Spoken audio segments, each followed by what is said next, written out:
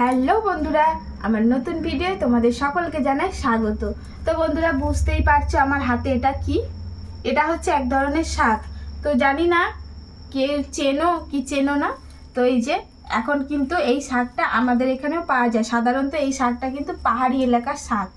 তো এখন এখানেও দেখছি পাওয়া যাচ্ছে। তো এই শাকটার নাম তোমরা কি কেউ জানো?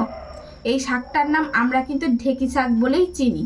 তো এই হচ্ছে ঢেঁকির শাক। তো বাজার থেকে একদম ফ্রেশ তাজা তাজা ঢেঁকির শাক কিনে এনেছি।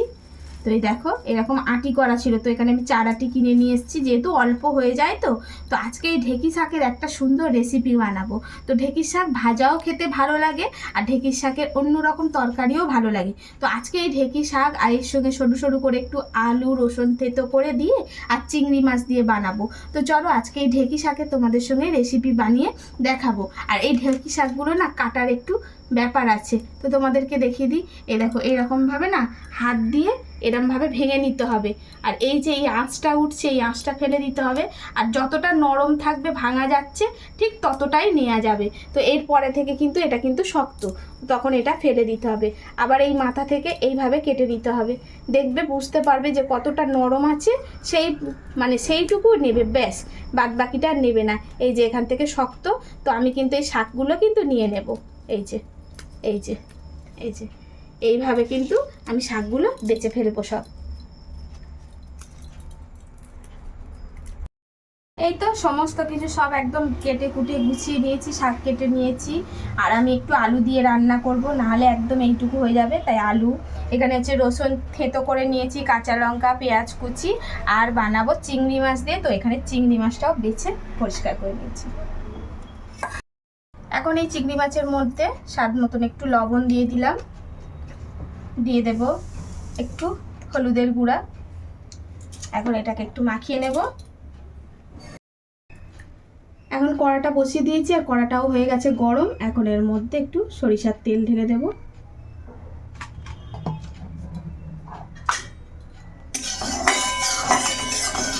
তো এখন এই যে চিংড়ি মাছগুলো এই তেলের মধ্যে দিয়ে একটু ভেজে নেব।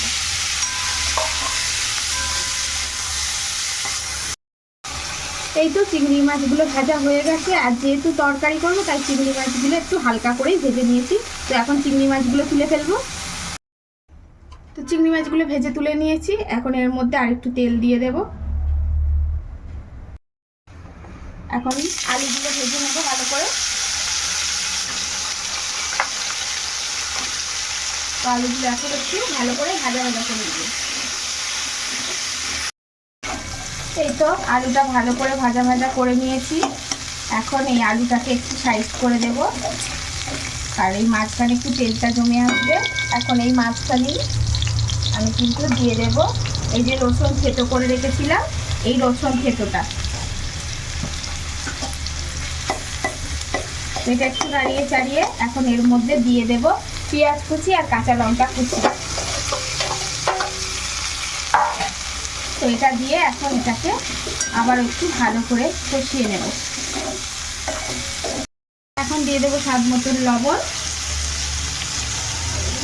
দিয়ে দেবো হলুদ। এটা আবার একটু ভালো করে নাড়িয়ে চাড়িয়ে নিতে হবে। এখন অল্প করে জিরের গুঁড়ো, অল্প করে ধনিয়ার গুঁড়ো দিয়ে দিলাম।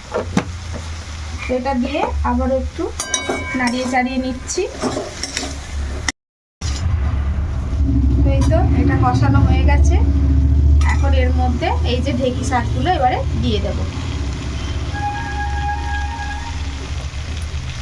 এই ঢেঁকি শাকগুলো দিয়ে এবার একটু হালকা করে একটু নাড়িয়ে চাড়িয়ে দেবো।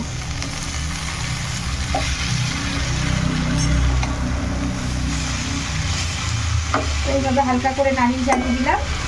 এখন এটাকে একদম গ্যাসটা আস্তে দিয়ে আর এটাকে কিন্তু একটু ঢাকা দিয়ে দেব।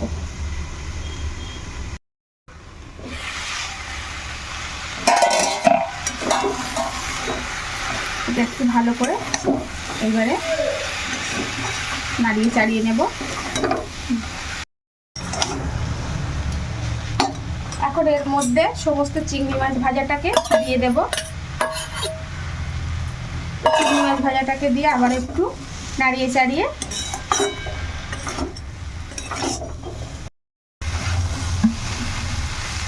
জল দিয়ে দেব।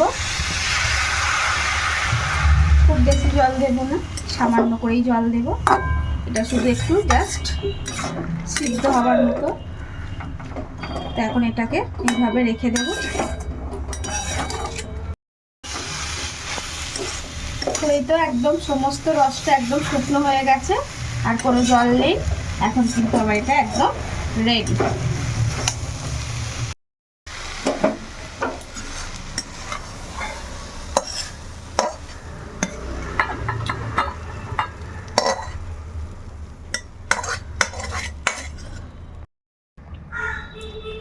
এই তো বন্ধুরা একদম ঢেঁকির শাক চিংড়ি মাছ দিয়ে রেডি হয়ে গেছে একদম। তরকারিটা দেখো, তোমরা এটাকে চচ্চড়িও বলতে পারো বা তরকারিও বলতে পারো।